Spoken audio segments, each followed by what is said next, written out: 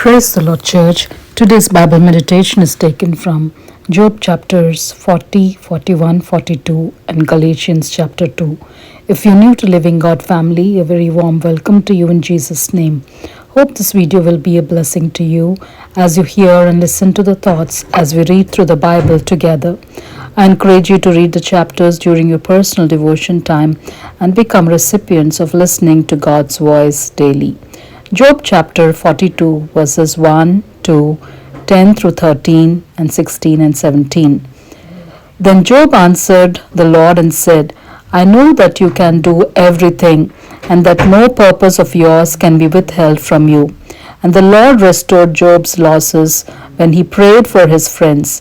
Indeed, the Lord gave Job twice as much as he had before. Then all his brothers, all his sisters, and all those who had been his acquaintances before came to him and ate food with him in his house. And they consoled him and comforted him for all the adversity that the Lord had brought upon him. Each one gave him a piece of silver and each a ring of gold. Now the Lord blessed the latter days of Job more than his beginning, for he had 14,000 sheep, 6,000 camels, 1,000 yoke of oxen, and 1,000 female donkeys. He also had 7 sons and 3 daughters. After this, Job lived 140 years and saw his children and grandchildren for 4 generations. So Job died old and full of days. God the Almighty encounters his children and changes everything.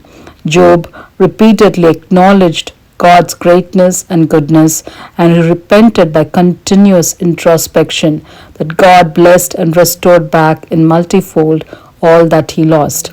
Saul encountered Jesus on the way to Damascus, and his life turned around to become Paul, the greatest missionary to profess publicly his faith in Christ and acknowledge him as the Savior to both Jews and Gentiles.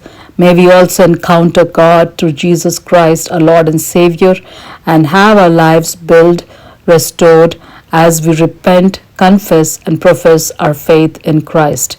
As we read in Galatians chapter 2 verse 20, I have been crucified with Christ. It is no longer I who live, but Christ lives in me, and the life which I now live in the flesh, I live by faith in the Son of God, who loved me and gave himself for me. Praise be to our wonder-working God. In Jesus' name, amen. Thank you for the privilege of your time in watching the videos and being part of Living God community. God bless you all abundantly as we are all created to be holy and happy in Jesus. Amen.